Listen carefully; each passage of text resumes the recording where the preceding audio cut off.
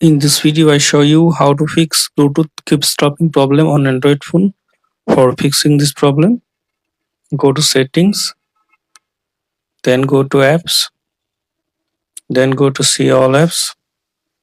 Now click on three dot, click on show system apps. Now search for Bluetooth. Click on Bluetooth.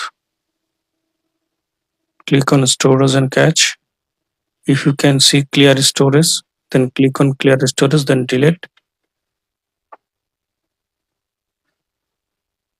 Now go back. Now search settings, click on search settings. Search for reset.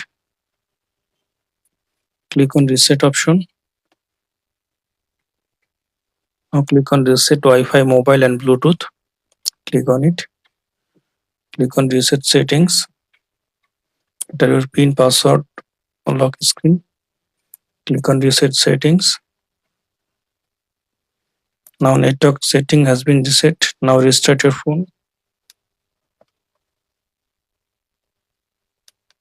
To restart your phone, now go to settings. Now open Bluetooth.